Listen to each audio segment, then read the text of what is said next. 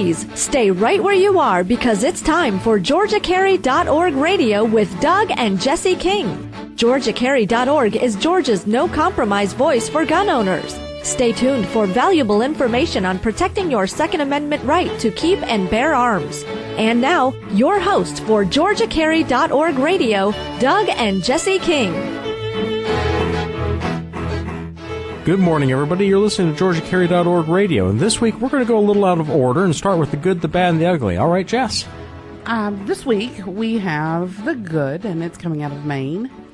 And the Maine Senate has approved a bill to allow concealed firearms without permits. This whole bill was sponsored by Eric Brackley, which is a Republican out of Auburn. The bad is happening today over in Buckhead. We're going to have a rally for Moms Demand Action, and Everytown USA, is that the group? I think so. Together, and I and a few ladies from Georgia Carry are going to go over and attend this meeting and ask some questions that they probably don't know how to answer. I would like to urge everyone to meet us there. This meeting is between 2 and 5 p.m. at the Public Library in Buckhead. And as for the ugly is actually today's topic, which is why we were going to do the good, bad, and ugly in the very beginning, because today's topic is involving Cobb County and the Board of County Commissioners. Is that right, Doug? Yep. Tim Lee is the county chairman, and I know that we reached out to him to try to get him onto the show, and we wanted to give him a few extra minutes to try to call in. So what was going on there? From what I understood is that since HB 60 was passed last year, the county commissioners over in Cobb County are a little afraid of the legal gun owners in Cobb County. So they have proposed and have voted in $1.2 million in funding, if I'm correct, to install detection devices where they meet. Is that correct? That is correct. The vote was taken on Tuesday, and apparently passed 4-0. So there was a unanimous vote. So all four of them were scared? To spend $1.2 million for new security features. And today I reached out to Tim Lee. He is the chairman of the Board of Commissioners, and I had extended an email and called his office and asked them to respond by our deadline, which was at this point, about 20 minutes ago. We kind of drug our feet here and tried to make a little extra time for them to reach out to us, but as of right now, they have chosen not to respond to our request for an interview to discuss this rather unprecedented vote. So at this point, I mean, we're running out of time to be able to get the show on the air for you folks, so we're doing what we can. But apparently Tim Lee, nor his office, nor the deputy chairman or their press liaison has deemed it appropriate to respond to our request for an interview. So apparently they're not interested in explaining why they're afraid of the people who carry firearms in their county? Or why they put this on the agenda without fully announcing it. I mean, this came up, I saw it pop up early Tuesday morning. I want to say like 7 o'clock in the morning. Somebody had noticed that they were going to be doing a vote on $1.2 million worth of additional spending for security. And, you know, when you hear something like that, the first thought you have is, okay, well, Cobb has gone through some interesting growth period over the last couple of years. I mean, they built a new courthouse, they've built a new parking deck, they've got some other things going on in the county, and I could understand that there are some lapses in security, especially when you start to think about the boondoggle that is the new Brave Stadium and the spending going on there with the gigantic new bridges and new bus service and new everything else going on. There may be some need for an additional expenditure. Plus, Cobb just built a new jail, I want to say about 5 years ago, which houses a significant increase in the number of inmates that they can have at any one time. And that may have some other effects that they needed to renovate either from the old jail building or with some of the security procedures that went through, things that needed updating. And I can kind of understand that there may be legitimate reasons. But apparently a chunk of this, a large chunk, all of it? Not all of it. No, there is, and from what I heard, and I wasn't able to make it down to the meeting because there was such short notice on what was going to be discussed at the meeting. But from what I've heard from people who are there is money being allocated for security cameras in the new parking garage. There's money being allocated for card readers. I know that if you're a member of the Cobb County Bar Association, you can get a card that lets you skip security to come straight into the court building. But I thought that those cards were like $300 a year, and that's what paid for the card readers. Membership in the Cobb County Bar Association is $300 a year. So why are they not using part of that to pay for the card readers? Because the Cobb County Bar Association isn't responsible for security at the courthouse. The Sheriff's Department is. But what does the Cobb County Bar Association actually do? It's just a club, isn't it? Kinda. So why are they... You have to be a member of the Cobb County Bar Association to be able to get public defender cases in Cobb County or to get the card. Beyond that, they have an annual meeting. Oh, so you're paying $300 a year for a meeting?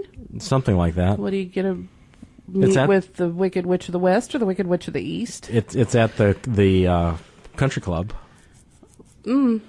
So anyway, $300 a year, folks. They give you a bowl to wash your fingers in during courses. Well, you know, you are eligible to get the skip over security card, which is kind of nice because otherwise you end up standing in a line for 3 hours to get through security to go to your court not being able date. To carry your gun into the courthouse. Well, you can't carry anyway. I mean, it's still illegal to carry into a courthouse, but you don't have to go through security, which saves you a lot of time when you're bouncing back and forth between court buildings. And that's something that attorneys have to do is you go from state court to superior court and back to state court. And if you have to stand in an hour line each time, it makes it hard to make all your appearances running back and forth between courtrooms. So, I mean, it makes some sense, but I don't know why they make it a requirement to be a member of their bar association rather than just a state bar association to be eligible to get the card to do that. Because they want your money.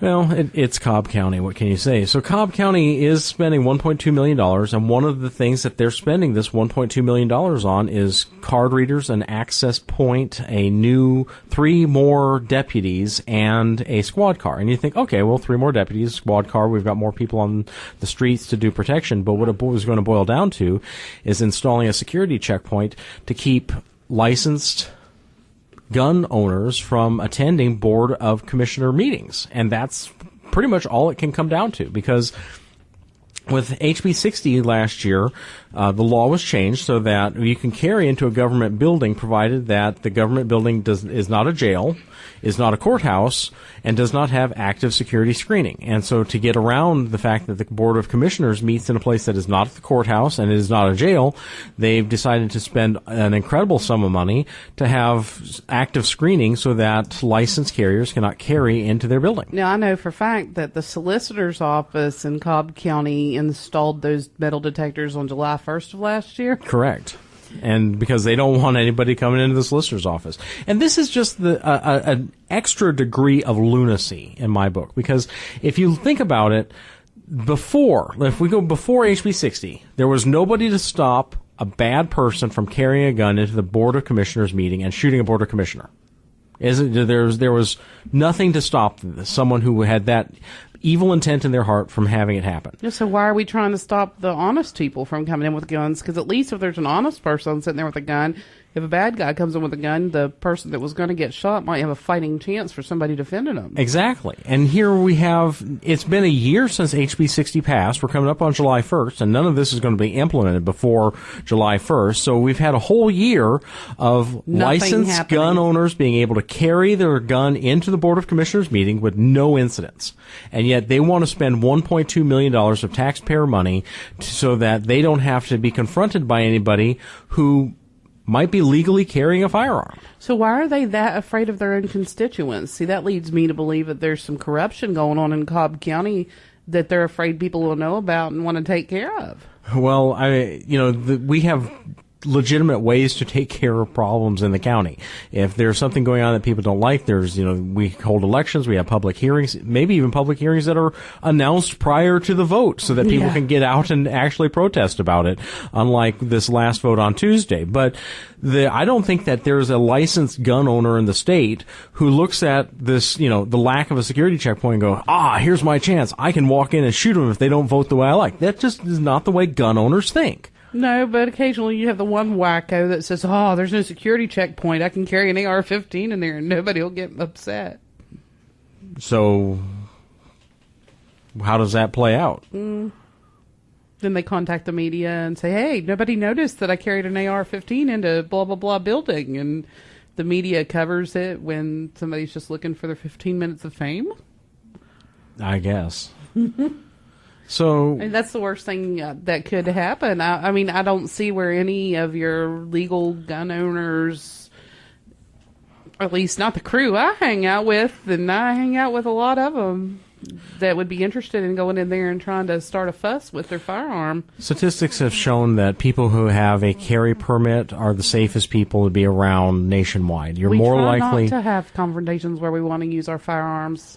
You're more likely to be shot by a police officer than by someone who is lawfully carrying a firearm on a civilian permit. You're more likely to be killed by a doctor with medical malpractice than you are by a firearm.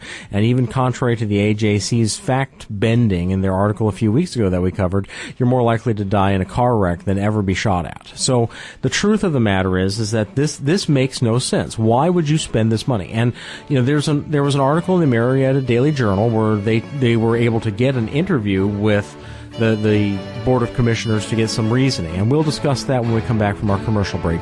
You're listening to GeorgiaCarry.org radio.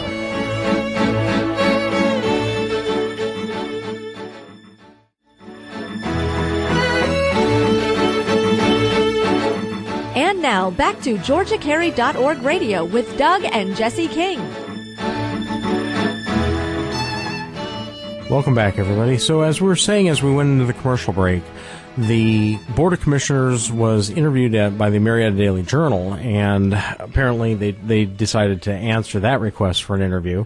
And we see that they had spoken with the newspaper about some of their reasoning on why they needed to spend all this money to protect themselves from law-abiding citizens. So what is that reasoning? They said that they looked at what other counties were doing. So apparently monkey see, monkey do is sufficient grounds for spending $1.2 million in Cobb County. So where's the other counties that are doing this? Because I haven't seen any of that in the news. I haven't either, and I don't well, maybe the other counties did it without spending $1.2 million, which would, make less of a splash. If the Board of Commissioners in another county decided to have their meetings at the courthouse, then they would be covered under existing Georgia law, or if they decided to use existing location that had screening. Cobb County has like you said, the solicitor's office has a screening in it, even though it's not a courthouse, and that's where the grand jury meets. So there's plenty of room to be holding these meetings in a place where screening is already in place and there would be no additional cost. So again, it boggles the mind. Why did they deem it necessary to spend so much money to protect themselves from law-abiding citizens? And see, that's exactly it. It does only protect against law-abiding citizens, because basically before HB 60, it was illegal for everyone to carry in, but the only people that would have carried in would have been people that were going looking to break the law. Well, I mean, still yet, the people that will carry in now are honest people, but the same bad people that were looking to break the law are still going to carry it in with regards dropped to human life or... The only way you can justify this, the only way that this becomes reasonable is if they can cite a credible threat that they believe that people are more likely to come in and shoot at them now than they have ever before in Georgia history. And that was one of the reasons why I reached out, is I wanted to hear if they had a legitimate reason to say that they had credible, substantive threats to the Board of Commissioners, that they believed that people were going to now attempt to shoot them up, and it would not be related to lawful gun carriers at that point. Now we're talking about a terrorist group or a vigilante group that wants to go and attack the Board of Commissioners. And if that's the case, maybe they do need to have, armed law enforcement screening in front of their things. But what caused that change? Because that change would have had to have happened just now, because it's been a whole year that lawful gun owners can carry into the Board of Commissioners meetings. And before that, even though no one was allowed to, there was no stopping them for decades before. So we'll what never changed? See a security screening. They're going to use that 1.2 mil on beer and hookers. Well, I don't think that's true. I think that they're going to use the money as they voted for it. 4-0 believed that they needed this $1.2 million of protection. But from who? From you. From me. There's no reason to be afraid of a law-abiding gun owner. And I think that that's one of the real issues here. And I'm sick and tired that's the of issue fear. with all of these groups, too. Like Moms Demand Action and Everytown USA, is they all are afraid of law-abiding gun owners, and they're wanting to press laws into effect that regulate law-abiding gun owners. But they don't seem to realize that the people that are doing the things that make them scared are not the law-abiding gun owners, but they're convicted felons that aren't supposed to have firearms in the first place. Or people with evil intent. I mean, that's the fallacy, is they're trying to portray that anyone who owns and carries a gun has evil intent in their heart, and that's just not true. That's like saying everyone who owns or drives a car wants to drive drunk. And I'm sick and tired of this kind of fearful reasoning. That's half of the fun of owning a car, isn't it, Doug? Driving drunk. I mean, waking up the next morning wondering how you got home. People don't act like that. No, they don't. Normal people do not act like that, and you're right. And the people that do act like that are people that are a criminal element, and typically these people are lower IQ. And we have plenty of laws to regulate criminal behavior. Why are we trying to regulate lawful gun owners as criminals? The truth of the matter is we can't regulate criminal behavior without lawful gun owners. The crime stops with the firearms when honest people carry firearms. As in Oklahoma, the campus carry bill was passed in Oklahoma in 2008. Ever since teachers and faculty started carrying guns on campus, there's not been a single campus shooting in the whole state of Oklahoma. Let's compare that to Georgia Tech last year. Georgia Tech? How many shootings were on Georgia Tech last year? More than none. I'm sure. I mean, it was ranked one of the 10 most dangerous campuses in America. We see this over and over again. And the Board of Regents has finally had to take action and say that they're going to install more, rape whistles. Panic boxes, oh, yeah. That's great. So that, after you get the shit beat out of you, that you can be calling the police for them to come take your statement. After you get stabbed, you can, drag your bloody carcass to one of those call boxes. Is that what you're saying? Yeah, you're more likely to make it there before you completely bleed out. The point of law enforcement is not to stop crime. It's to catch criminals. And the only way you can stop crime is to be there instantaneously. And the only two people who are at a crime scene are the criminal and the victim. So who is going to stop the criminal? The victim has to. And that's when you have to decide that you're not going to be victimized. And I decided not to be victimized, and I started carrying a firearm.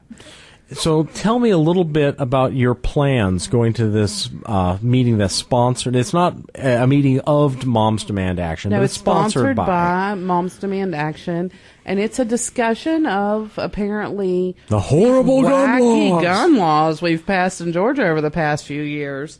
And what about the children? Mm-hmm. The children are at risk, don't you know? But anyway. Won't somebody please think about the children? Oh, Moms Demand Action. First off, these women really tick me off. They make me want to just scream and pull their hair out. They don't seem to get it that the people that they're trying to control aren't the problem. But secondly, I want to go in there and try to explain to these dumb bimbos that the people they're trying to control aren't the problem.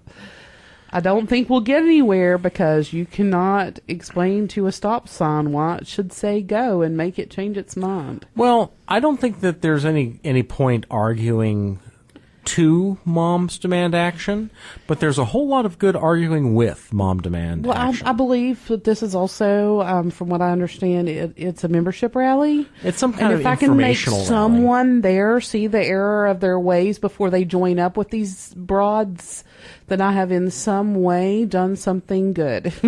I would really encourage you to invite them to come on the show next week. I would rather not have to sit in a room with them, but if you want to interview them on your own, you can be my guest. I would like to. I would ask you while you're there to extend an invitation to them to come on the show, just like we did to Tim Lee and all of his subordinates and anyone at his office who wanted to call in by the deadline, which they have apparently refused to do. We tried because I really wanted to hear their reasoning on why they wanted to spend $1.2 million to keep lawful citizens from attending meetings. See, here at GeorgiaCarry.org radio, we try to be fair and balanced and allow someone to have an opportunity to defend themselves before we berate them on the radio. However, if they choose not to come on and defend themselves and voice their side of the topic, then they're fair game. Well, I do my best to reach out timely. Now, I wish I could have given them a little more notice, but from when I heard about the vote until we were making the decision for today's show topic, I had about 3-hour window there. I gave them 3.5 hours to get on the show, even though we were way over our deadline and the people here at the station were jumping up and down at us to get rolling.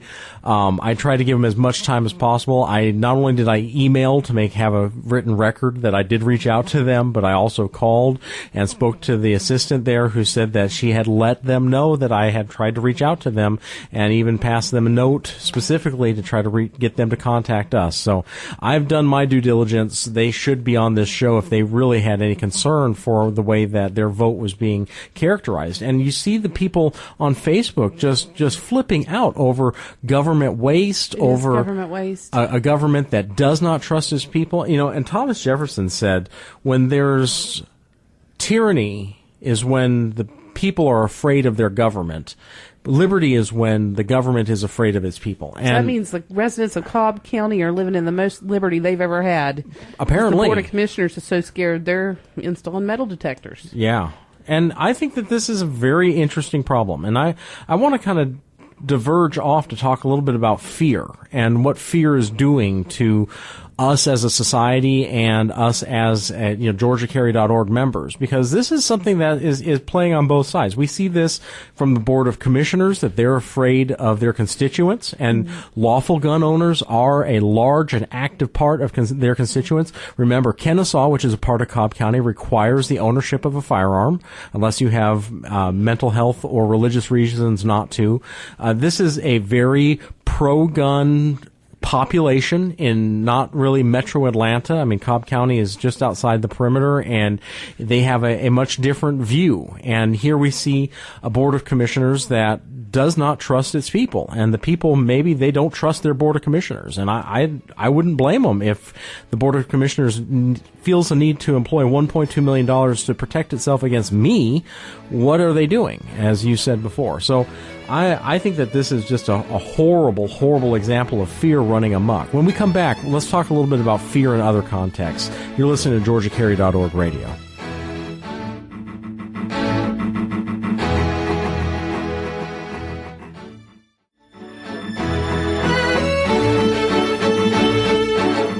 And now, back to GeorgiaCarry.org radio with Doug and Jesse King.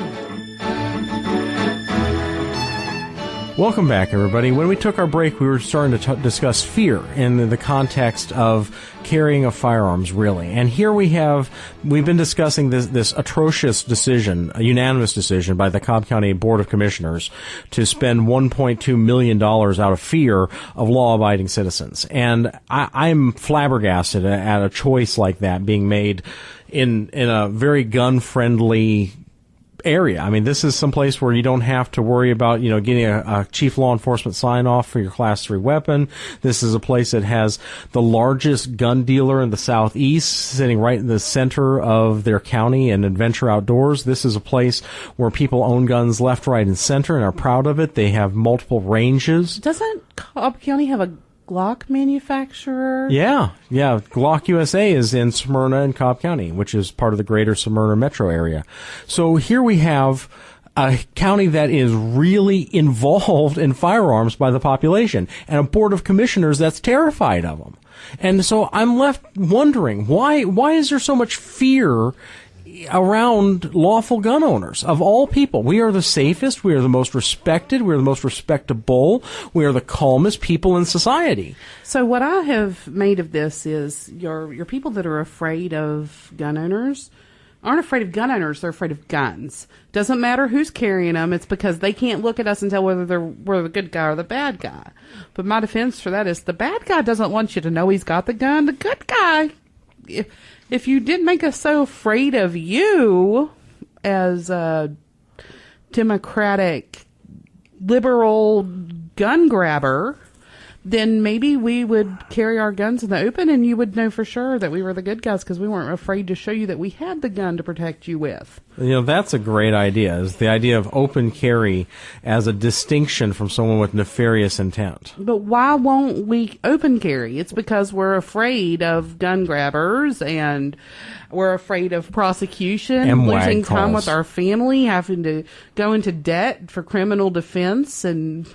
Well, not every criminal defense attorney is horribly expensive. I know that there are some attorneys who go out there and gouge $18,000 for 2 hearings or some ridiculous BS like that, and those people need to be disbarred. I'm going to be flat out honest. If you're gouging your clients to try to make ends meet, then you don't have any business being a lawyer. Well, go be a garbage man. I know a specific Cobb County attorney who did, in fact, make $18,000 off of 2 hearings and would bill $250 for every email. Yeah. Paralegal sent. Paralegal's time is not worth $250 an hour, by the way, especially $250 for a 5-minute email. I don't even think an attorney's time is worth $250 an hour out of court. In court, yeah, I see $250, $300, no big deal. But out of court, come on. I mean, let's just be reasonable. And I think that there are, attorneys who give attorneys bad names. But then there are some people out there who actually believe in things and who will do a jury trial for $500. Well, unfortunately, if you took every person who got convicted or got prosecuted on a gun crime, if we all started trying to open carry with all these liberal fearmongers out there, we would be swamped at the law office. I don't think so. I really don't think so. And I think that if people were less afraid of the system, that the system would work better. And I think that that's part of the problem. The reason people are afraid of the system is because we're aware that it doesn't work. But the reason it doesn't work is because people are afraid. It's a self-fulfilling prophecy. No, the reason it doesn't work is because we already know, we've watched it be the revenue system for the county. And the reason they have $1.2 million to spend in the first place is because of the court that's right across the street from them. Getting that money brought in. Let's play out a hypothetical scenario. All right, Jesse? I'm going to ask you some questions, and I want you to give me an honest answer. Let's say that you had 500 people start open carry in Cobb County all the time. Okay. And the people out there in Cobb County are afraid of open carriers, so they call the police on these 500 people who are out there open carrying. And the police decide that this is enough of a nuisance that now they want to do something about it, and so they arrest some of them. What do you think would be a proportion that would be reasonable that they would start arresting to make a point? Would they arrest just one? 2%. 2%. Okay. So you're looking at how many people then?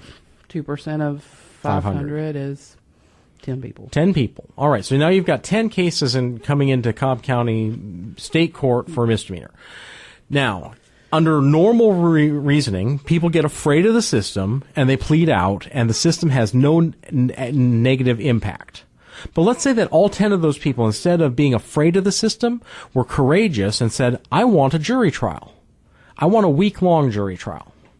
Now remember that in Cobb County, they only do criminal cases every other week. They usually do 2 weeks at a time and then 2 weeks of civil. So those 10 cases will tie up 20 weeks of criminal jury court. No, it won't, because the solicitor over there will call you the day before the trial and go, hey, apparently they were practicing their Second Amendment rights and we didn't have the right to file 20 counts of blah, blah, blah on them. So let's reduce that to 1 count of blah, blah, blah. If they'll plead, they can serve 1 day in jail. And if you're afraid of the system, you say yes. If you're not afraid of the system, you say no, because I'm going to be acquitted.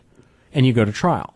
20 weeks of the entire court being tied up, doing nothing but these cases and losing over and over again would set a precedent in the mind of every officer that this isn't worth doing.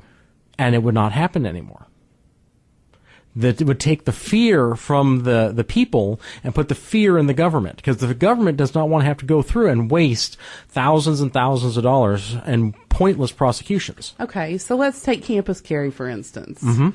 If I decided that I'm sick of it and the law was passed last year that said I could carry on campus, and I open carry my gun onto a campus and I get arrested. You get arrested because it's not in the book. And I'm the one person that has the testicular fortitude to do this. Mm-hmm. And I have to hire a defense attorney and go through all that. And by the way, Georgia Carry does not recommend anybody goes and tries to campus carry. Nobody- We've got nobody- a lawsuit going on. Nobody break the law. We'll fight it some other way. Yep. We're trying to fight it the right way.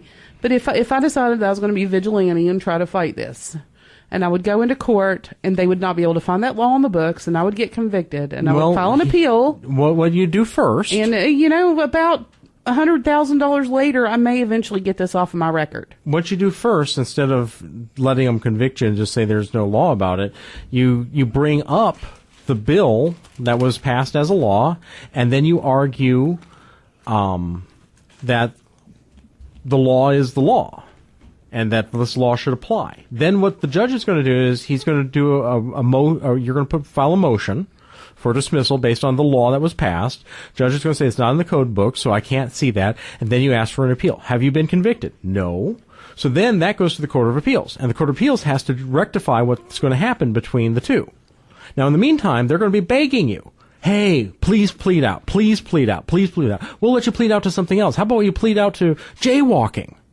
But if you are not afraid of the system, you'll get a good case law. And that's what it comes down to. If you're With some afraid, good case law, then you really don't need to change the law on the books, because then you've got a Case law. precedent set. yeah, and it fixes everything. Now, let's say that you get bad case law. Well, then you have to have faith in the system that you go to the legislature and wave the judge's ruling in front of the legislature's nose and say, fix this. And you have to have faith that the legislature will fix this. Either we as citizens believe in the system, and then we do not have any fear in going to court, or we do not believe in the system, in which case all of this is pointless and we should just do whatever we want anyway, because it doesn't matter. I believe in the system. I believe that they throw innocent people in jail every day. Well, I think that they throw innocent people in jail, yes, but I don't think that they throw innocent people in prison. I think that there's a big difference, and that difference comes in the jury, and the difference comes in the appeals, and the difference comes in the legislature. And you'll see, one of the things that we were talking about, good, the bad, and the ugly, was Governor Christie pardoning somebody who was carrying a gun in his state. I mean, there's all of these ways to correct the injustice that happens. I believe that more bad people are acquitted by juries than good people are acquitted by juries. Well, then good people are acquitted or convicted? Acquitted. Okay. I believe that good people get convicted of things that they did not do more than bad people get convicted of things they actually did. I take a very different stance. I think that by and large juries get it right. I'm not too sure about the bench, but the juries by and large the bench get it right. never gets it right, because the bench is out to make revenue for the county.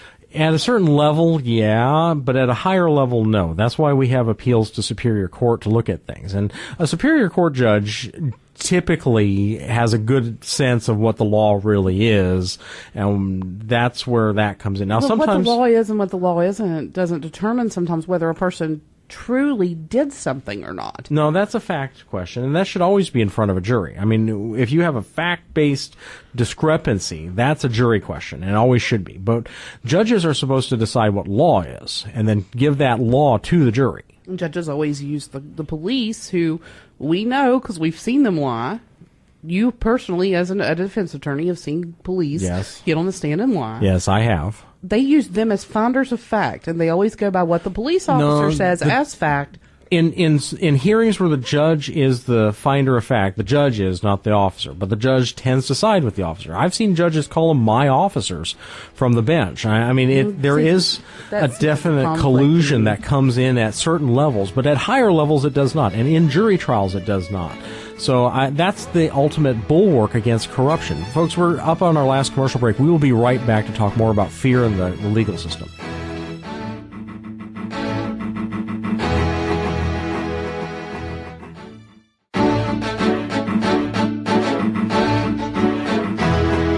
And now, back to GeorgiaCarry.org Radio with Doug and Jesse King.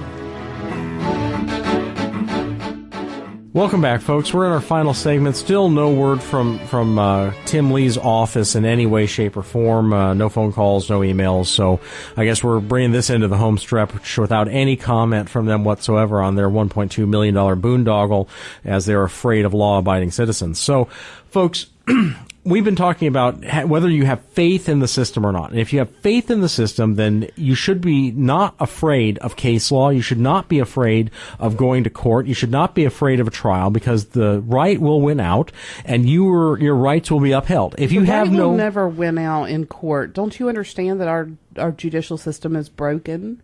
I can't say that. You can't say that because you're a lawyer, but as a victim of the judicial system, I can stand here and say that the judicial system is broken.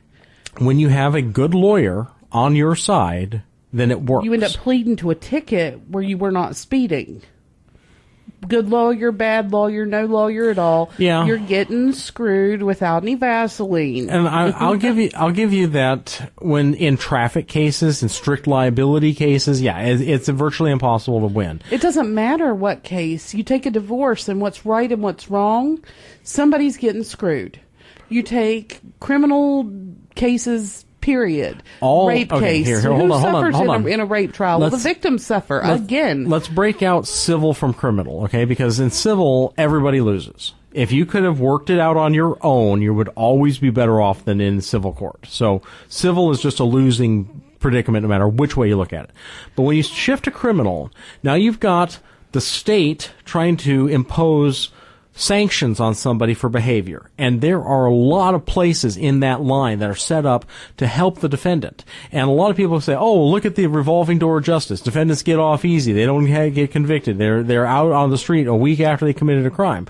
Well, all of that is set up to keep one innocent person from being convicted. And in criminal court, whether the standard is beyond a reasonable doubt, a good lawyer can make sure that your rights are protected. And bad prosecutors can make you look like you did something you did not do. They're, no matter how they deceitful, will always get a doctor or a DNA specialist that will come in and tell their side of the story. And if you have a dumb jury, which typically a lot of juries are pretty dumb. Have you ever tried to get out of jury duty? I don't ask to ask you specifically, but I ask to ask every single listener. Have you ever tried to get out of jury duty? I am disinclined to answer your question. If you try to get out of jury duty, aren't you the problem with why the system isn't working? Because the intelligent people aren't on the juries that we need? If I got an opportunity to serve on a jury, I would love it.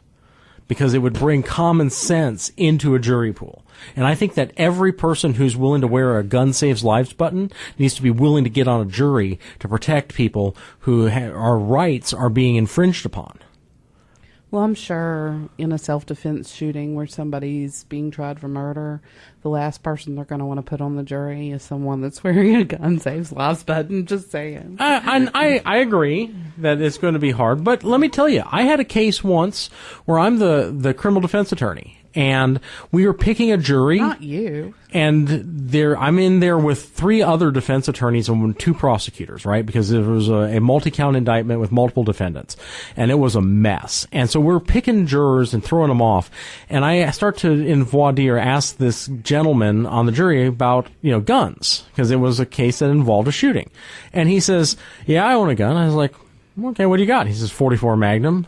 And I keep it right on my nightstand for people like your client. And I look over there, and the other 2 attorneys strike his name out. And I said, really? 44 Magnum? Smith & Wesson? Ruger? What? He says, it's a Ruger. I said, oh, Red Hawk or Black Hawk? And he kind of blinked and looked at me a second, and he smiled, and he said, Red Hawk. I was like, nice choice. And I moved on. When we got to throwing off people, I went and said, look, I'm going to ask to sever my client if they throw off this juror, because I want him that badly that it's infringing on my client's rights to pick a fair and impartial jury. And the judge sided with me, and the other 2 withdrew their objection. Dude turns out to be the foreman on the case, ready to kill my client, right? Not guilty, all counts. So not every defense attorney throws off the gun saves lives people, and not every gun saves lives people is interested in throwing the book at someone accused of a crime if they can't prove the crime. And that's where the system works, is because even though that prosecutor thought this was a slam dunk case, he couldn't prove his crime. The jury knew better, and a gun owner who knew what freedom and rights meant stood up for those defendants and let them go free like they should have. So let's put the jury's just the whole jury pool, we'll use GCO members to pick them. I think that a gun owner, someone who is legally and lawfully licensed to carry, is a perfect juror in every case. I think that putting your freedom at risk for any cause is a very bad idea. I think it's noble.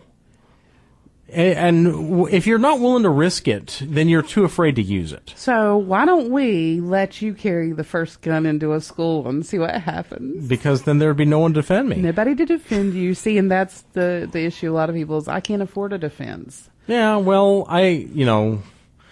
I've had an awful lot of people come to me and say they can't afford a defense, and then they get a really good lawyer to defend them and to take up their cause, and nobody can work for free, but there's a difference between being an $18,000 per hearing money grubbing jerk and being someone who believes in humans and human freedom and wanting to see the system work. And ever since I paid off my law school loans, I've shifted more into the second camp. And I'm married to the one honest attorney in Georgia. Something like that. Anyway, we need to get more involved. I need to say, Ed Stone seems like a pretty honest guy, too. Yeah. I have my questions about some of the others I've met. I'll know the other guy. What's the guy we interviewed? John Monroe. John Monroe was awesome. Yeah, John Monroe's awesome. Ed is a nice guy. He has no sense of humor, but he's a nice guy. And we're hoping to get him on here so he can tell some of his dry jokes. So he can, talk down to us, be condescending. Means to talk down to. Yeah, what a sig line. I need a straight man for some of my jokes, and I figure that this is my opportunity. We'll get Ed on here, and we will have some fun. More fun than we could have with Tim Lee, because he won't return our calls. Anyway, keep mentioning that. It's really bothering me, because here's an opportunity for him to justify what they're doing there, and they don't want to justify it. They want to hide behind police escorts and not have to answer to the people. So I got to ask you, old Timmy, why haven't I heard from you? Or anyone from your office, a media liaison, a secretary, the person who brings you your donuts in the morning, somebody. The person that photocopies their face on the copy machine at lunchtime. There you go. Somebody. The intern. Have the intern call in and justify. Because, if you're spending $1.2 million, the reasoning should be so self-apparent that nobody could question it. That's $1.2 million of my money and your money and your neighbor's money and your friend's money and anybody who pays taxes in Cobb County. Not my money, because I'm smart enough not to live in Cobb County. This is Thank true. you. I don't live in Cobb County. But still, it's the residents of Cobb County's money. And they should have to answer for why. No one should live in a county where they won't let you have chickens. I'm just saying.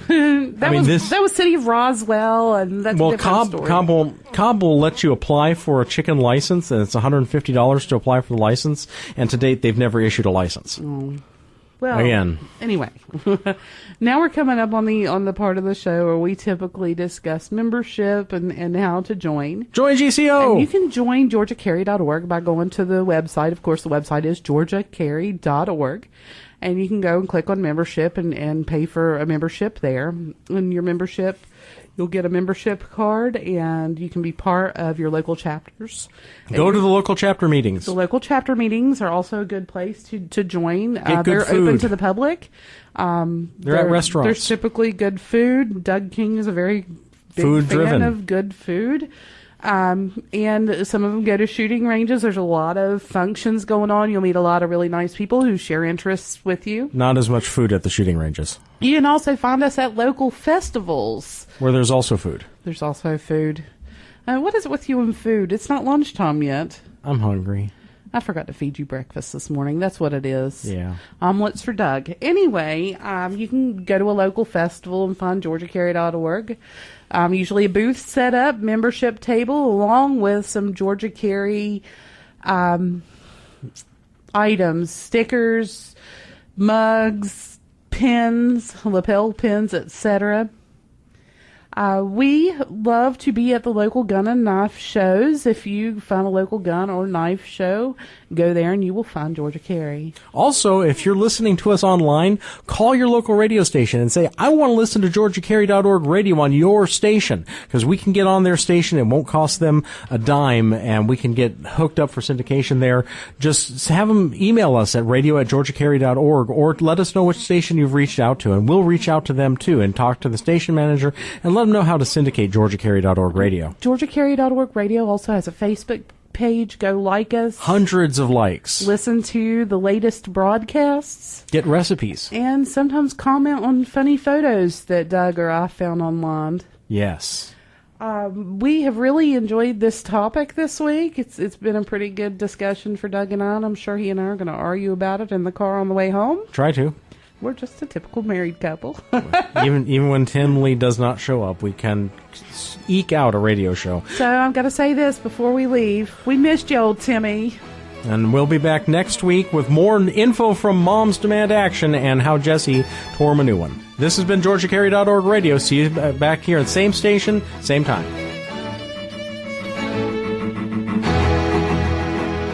This has been GeorgiaCarry.org radio with Doug and Jesse King. GeorgiaCarry.org is Georgia's no-compromise voice for gun owners. Tune in each week for valuable information on protecting your Second Amendment right to keep and bear arms. GeorgiaCarry.org radio, Saturday mornings at 8, right here on News Talk 1160, the talk of the town.